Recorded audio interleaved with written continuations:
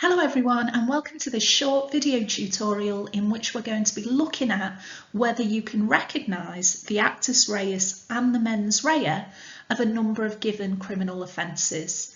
And this is a really good task for you to do to revise the actus reus and mens rea of a crime when you're looking at criminal law. It's a nice introductory activity and it will just help you to check that you do understand actus reus and mens rea and that you're able to spot those within the definitions of some laws that you'll need to know as part of your studies. So in the following slides, I'll be asking you to identify the actus reus and the mens rea in some definitions, and once I've given you a chance to do that, I will give you an answer slide as well so that you can check your answers. Just as a little reminder then, you need to know what actus reus and mens rea are. So this little diagram, just a quick refresher. The actus reus is Latin and it stands for the guilty act, or the actual physical thing, if you like, that the defendant has to do. And the mens rea is the mental element of a criminal offence. Remember that most criminal offences require the actus reus and the mens rea before you'll have a crime. The reason I say most is if you've watched my video tutorial on strict liability offences, you'll know that there are some crimes where you don't need the mens rea. You're guilty through just doing the physical act. But most of the time you need to have both. And that's really important because that's what helps us differentiate between something that's an accident and something that's an actual criminal offence. And it's that mens rea element that's sometimes the trickiest bit to identify in the definitions. So let's have a look at some examples of this then. So let's start by looking at murder as an example for us to work with here. So murder is a common law offence and it was defined by Lord Coke in 1797 in the following way. So he said that murder is the killing of a reasonable creature in being under the king's peace with malice aforethought, express or implied. And because of the date that this definition was provided for us, the language is quite old-fashioned, and again that can be quite challenging when you're looking at law for you to be able to work out what the actus reus is. So what's the physical thing your defendant has to do, and also what's the mental element, what state of mind do they need to possess in order to be guilty of that offence. Remember that I do have a separate video tutorial which goes through all of the law on murder. It looks at the cases, it breaks down the definition and looks at exactly what you need to find your defendant guilty of a crime. But in this video, what I'd like you to do, and I'll give you a second to do it, is just to try and identify from this definition which words indicate the actus reus and which words indicate the mens rea. And it might be useful for you to note this definition down and use two different coloured highlighters, because on my next slide, on the answer slide, I'll highlight the actus reus in yellow and the mens rea in red so that you can check your answer. So I'll just give you a minute to do that.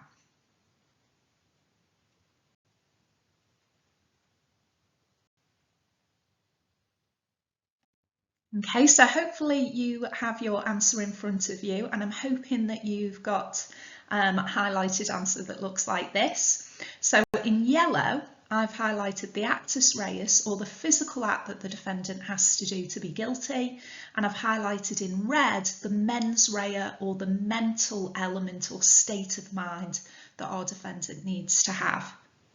So the actus reus for murder is the killing of a reasonable creature in being under the king's peace. And the reason we know that's the actus reus is because it's telling us the physical actions that have to have been carried out. So there must have been a killing, and reasonable creature in being, again, that's old-fashioned language, but we need to have the killing of a human being, and it has to be under the king's peace, i.e. not in wartime. And then in red, we've got the mens rea element. Our defendant has to have malice aforethought, express or implied. And remember that this mens rea is a bit unusual for murder, this express or implied. Lots of the general public perhaps don't realise this about murder, but you can be guilty of murder if you intend to kill or if you intend to do GBH and then your victim subsequently dies. Okay, so that's the actus reus and mens rea of murder. Let's take a look at another crime. So our next offence that we're going to consider is a property offence, and it's the offence of theft, which is set out under Section 1 of the Theft Act 1968. So unlike murder, which we just looked at, murder is a common law offence, and we've got our definition from Lord Coke. The definition of theft actually comes from an Act of Parliament, from the Theft Act, and that's what the definition is. And again, I do have a separate video tutorial on theft if you need a refresher on that. But for the purposes of this video, I'd like you to take a look at this definition. And again, you might want to pause the video here so that you can highlight what you think the actus reus and the mens rea is. So the definition that we have is that a person is guilty of theft if he dishonestly appropriates property belonging to another with the intention of permanently depriving the other of it. So I'll give you a second to think about your answers there.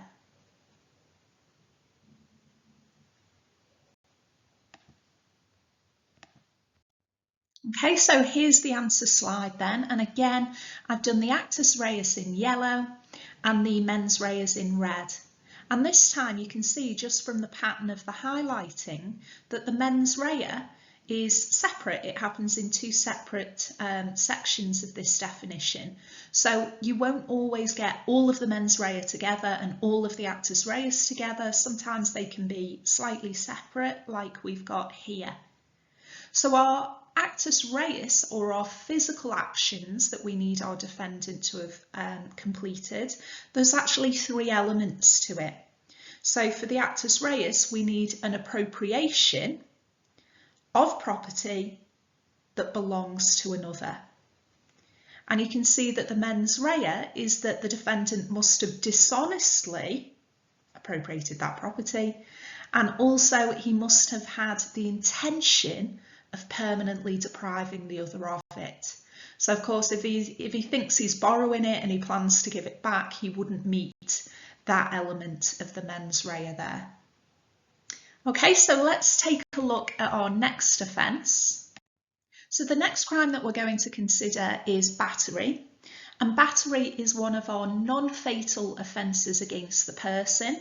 And I've got a number of different videos on the 5 non-fatal offences, which you can take a look at if you need some revision on those.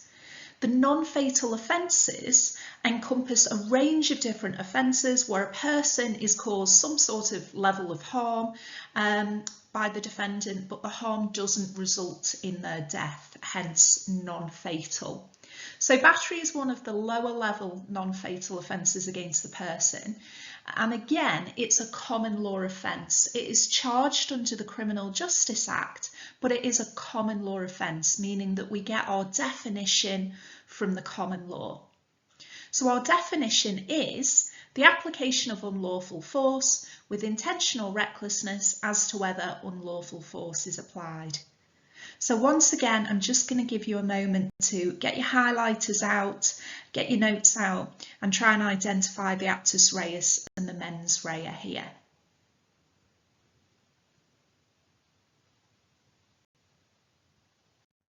So here's our answer then. Once again, actus reus in yellow, mens rea in red. So the actus reus is the application of unlawful force. And remember that for battery, the application of unlawful force can actually be the slightest touch. Notice that the actus reus doesn't say that we need to have a high level of force. The slightest touch, touching the victim's clothing, an unwanted kiss, that could all amount to a battery. Notice the word unlawful. because some touchings will be lawful, such as force that's used in self-defence, for example, or if you've got implied consent, or there's some sort of, if you bump into someone on a busy train, that will be classed as the ordinary jostlings of everyday life, Wilson and Pringle. So in that instance, there'd be implied consent, it wouldn't be unlawful touching. So that's telling us about the physical action that we need the defendant to have committed in order to be guilty of this offence. And notice that the mens rea, there are actually two options here, intention or recklessness. So our defendant either intends to apply the unlawful force, so if you slap someone or you punch someone, you've got intention to do that, but it might be recklessness. So it might be that you're resisting arrest and you're just randomly flailing your arms out, and in that case you don't intend to apply the force, but you'd have been reckless, you've taken an unjustified risk as to whether you applied the force. Okay, so that's battery. Let's take a look at another offence. So the next offence that we're going to consider is an attempt or a criminal attempt. And this is another example of a definition that comes from an Act of Parliament. So attempts come under the Criminal Attempts Act 1981. Once again, I do have a separate video tutorial that goes through all of the law on attempts. So this is the definition that we have from the Criminal Attempts Act under Section 1. And the definition says, if with intent to commit an offence, a person does an act which is more than merely preparatory to the commission of an offence, he is guilty of attempting to commit the offence. Sounds a bit waffly, that one. So I'll give you a second once again, just to jot it down or to note down what you think the actus reus and the mens rea are from that definition.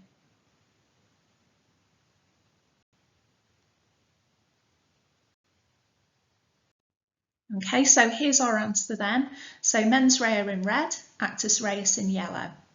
So if with intent to commit an offence, so our mens rea that our defendant has to have is that they must intend to commit a particular crime.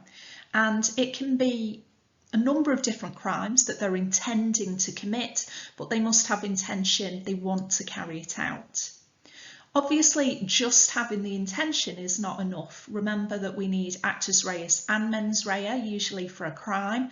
So you might intend to commit an offence, but you can plan it in your head, in your mind, all you like. It's not until you actually start to act upon it are you going to meet the actus reus as well, and therefore then meet two elements that we need for a criminal attempt.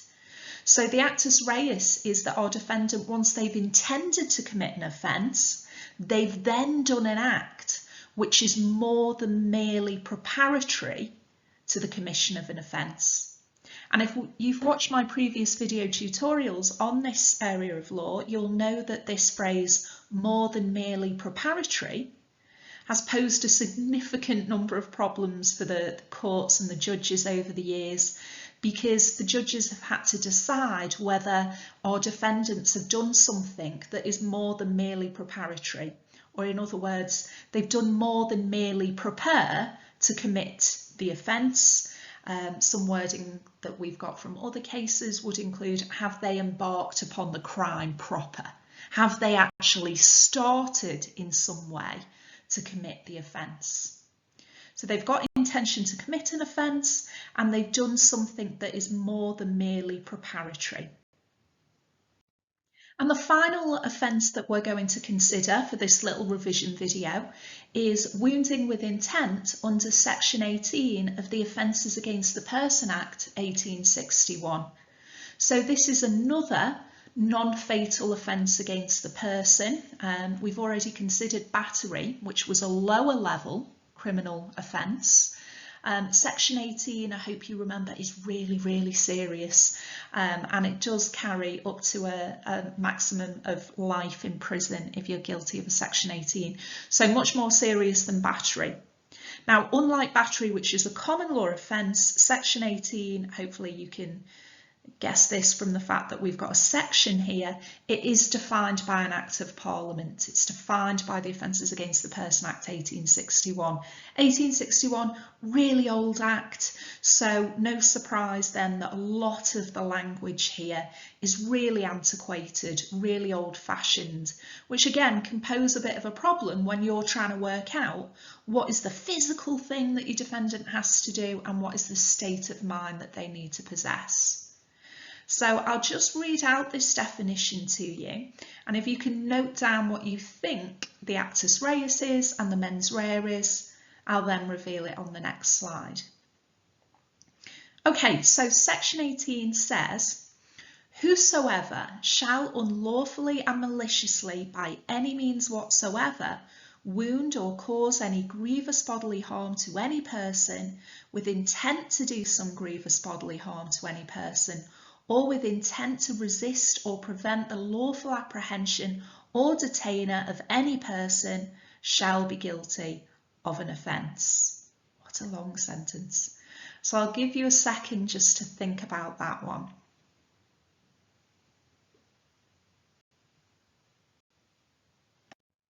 Okay, we've got our answer here, and you can see, as we've seen previously, our Actus Reus, which is yellow, comes in separate little blocks, if you like, and also the mens rea. We've got two different elements of mens rea that are slightly separate in our definition. So firstly, our defendant must have unlawfully done something. So this is an Actus Reus term. Unlawfully, remember, sometimes the physical action might be lawful. So for example, in self-defense, it might be lawful to apply some force. So that's an Actus Reus element. But then it says maliciously. Now maliciously is a bit of an old-fashioned word, but it is a mens rea word. So they've maliciously wounded or caused any grievous bodily harm to any person. So the first sort of proper Actus Reus element that we've got here is that they must have wounded or, and notice they don't have to do both, they've wounded or caused grievous bodily harm. So we're looking for a wound or GBH. A wound is a break in the continuity of the whole skin, and grievous bodily harm is really serious harm. And notice that they have to have maliciously and with intent done some grievous bodily harm. So this is high level mens rea. They are intending to do some grievous bodily harm. Recklessness isn't appearing here like it did with the lower level battery offence. They've intended to do some GBH. Or, and this is the slightly weird thing about section 18, or they've got intent to resist or prevent the lawful apprehension or detainer of any person. So this is the offence that we would use if they have resisted arrest and in so doing they've caused some GBH to a police officer. And of course that's going to be a very serious offence. So section 18, you could be looking at life in prison for that offence. Okay, so that's the last of the offences that I wanted to look at with you today. I hope you found this little revision activity useful, and if you're unfamiliar with any of the crimes that I've mentioned in this video, I would recommend you have a look at some of the other tutorials that I've got on the channel.